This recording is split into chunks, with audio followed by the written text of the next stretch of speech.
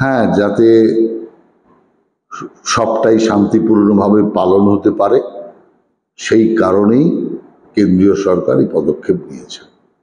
কংগ্রেস আমলের চেয়ে মূল্যবৃদ্ধি এখন কম, যদিও মূল্যবৃদ্ধিতে স্বাভাবিকভাবেই একটা চিন্তা আছে সকলের, এবং সে মূল্যবৃদ্ধি হ্রাসও হবে, সরকার উপযুক্ত পদক্ষেপও নেবে।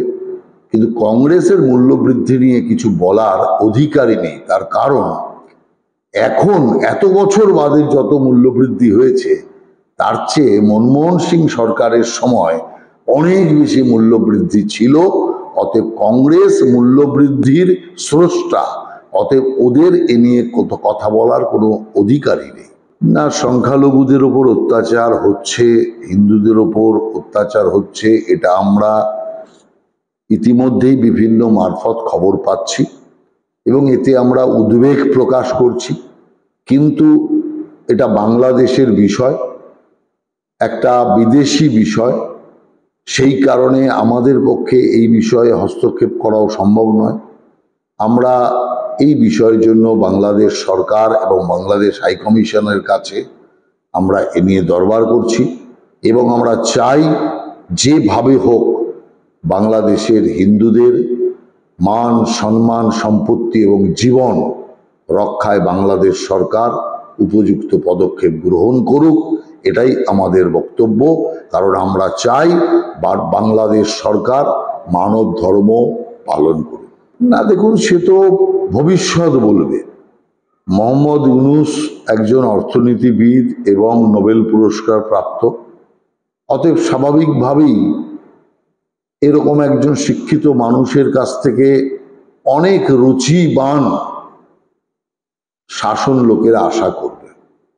অতএব আমরা আশাবাদী বাংলাদেশ সরকার সঠিক সময় সঠিক পদক্ষেপ নেবে, যাতে সংখ্যালঘু হিন্দু যারা আছে বাংলাদেশে, তারা যেভাবে মাথা উঁচু করে বাস করছিল ঠিক তেমনিভাবে মাথা উঁচু করে বাস করতে পারবে, নিরাপদে থাকতে পারবে। এটাই হচ্ছে আমাদের সবচেয়ে বড় আশা এবং আকাঙ্ক্ষা। তার পূর্তি আগামী দিন বাংলাদেশ সরকার করুক, এটাই আমরা চাই আর এটাই আমাদের ইচ্ছে।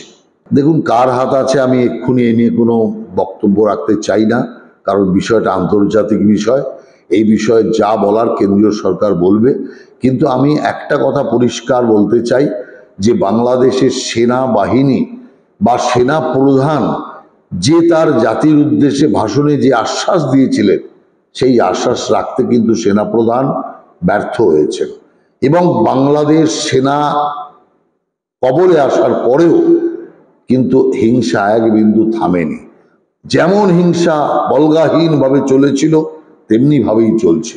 অতএব সেনাপ্রধান সেনাবাহিনীর শাসন সম্পূর্ণ যে মানুষকে সুরক্ষা দিতে পারেনি, ব্যর্থতা শিকার হয়েছে, এ বলতে কোনো অত্যুক্তি নেই। দেখুন, উপনির্বাচনে যদি ভোট ঠিকঠাক হয় তো ভারতীয় জনতা পার্টির জয় বেশ কিছু কেন্দ্রে নিশ্চিত।